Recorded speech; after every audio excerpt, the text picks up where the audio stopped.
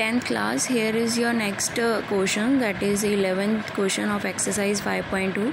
So in the 11th question, what they had said that which term of AP 3, 15, 27, 39 will be 132 more than its 54th term. तो what we have to do, पहले मैंने AP लिख दी, फिर A निकाल ली, फिर उसका difference निकाल लिया. ठीक है, मैंने लिखा कि उन्होंने कौन सी ऐसी मतलब टर्म है जो हमारी मोर देन 32 है और वो 54th होगी. तो अब वो मुझे टर्म पता ही नहीं है, मैंने उसको nth ले लिया.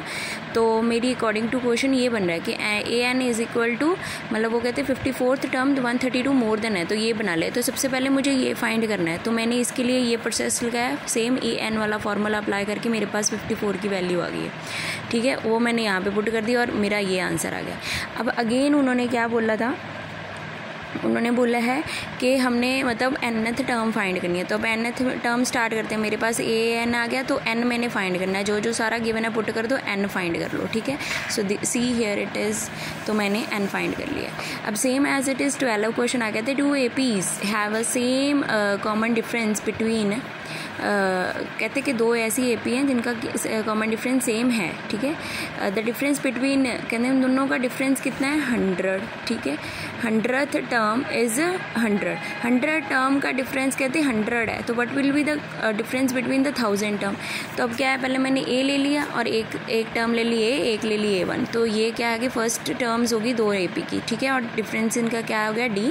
तो अब 100th टर्म का डिफरेंस 100 है. तो मैंने क्या किया, पहले 100 टर्म के अकॉर्डिंग an निकाल लिया, इसका n है, दोनों का डिफरेंस निकाल लिया. वो किसके इक्वल हो गया, 100 की. ये मैंने इक्वेशन 1 ली है. अब वो कहते हैं so the difference between the अब हमने किसका 1000 टर्म का फाइंड करना है, 2 APs का. तो उसके लिए भी मैंने सेम प्रोसेस लिया. ठीक है, अब यहाँ पे आ गया A माइनस A1. तो मैंने अकॉर्डिंग टू इक्वेशन 1, तो A minus A1 is equal to किसकी जा रहा है, 100. तो मैं लिखूँगी कि जो 100th टर्म है मेरी, वो किसके इक्वल होगी, 100 के. ठीक है, तो same as it is if we are talking about that 13th question, what they had said. 13th question में इन्होंने बोला है कि how many 3 digit number are divisible by 7. 3 digit number हमने निकालने कौन से होते हैं. जैसे हम 1 डिजिट होता है, जैसे 7 की अगर मैं 1 डिजिट 7 ही होगा. ठीक है, 2 डिजिट में 14 आ जाएगा. तो 3 डिजिट अब निकालने हैं. ठीक है, तो इसके लिए पहले हमने AP लिखना है. तो मैं यहाँ पे लिखूँगी कि 3 digit numbers divisible by 7 are. तो कौन से हो गए, एक हो गया 105, फिर उसके बाद 7 ऐड कर दो, 112, 119 and up to so on. तो मेरे पास लास्ट आता है ये 3 डिजिट में. तो इट मीन्स ये मेरा कितना आ गया, ये एंड कॉमन डिफरेंस कितना आ गया, 7. तो अब वही कर लो, फिर से क्या हो गया, मतलब ये मुझे an गिवन है, तो मैंने लिख दिया an मेरे पास कितनी है, ये तो n है नहीं, मैंने वो फाइंड करना है. So an is equal to a plus n minus 1d. तो a9 यहाँ पे मैंने वैल्यू पुट कर दी, a की वैल्यू पुट कर दी, n मैंने ऐसे ही छोड़ दिया, 7 पुट कर दिया, 7n minus 7.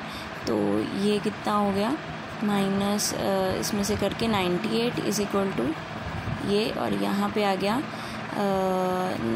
This one and this one, and n की वैल्यू मेरे पास कितनी आ गई, 896/7. दैट इज़ इक्वल टू, इसकी कटिंग कर लो, then you will get the answer. यह आंसर कितना आ जाएगा, 128 है. तो हैंस कितने नंबर होंगे, hence number of 3 digits number divisible by 7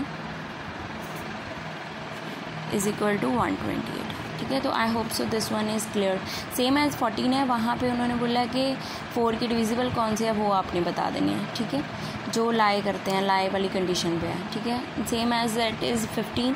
तो अब इसमें से आई थिंक सारे एज इट इज़ हैं. आपने ट्रिकी क्वेश्चंस हैं, थोड़े ध्यान से करने. अगर कोई प्रॉब्लम आती है तो यू मे आस्क.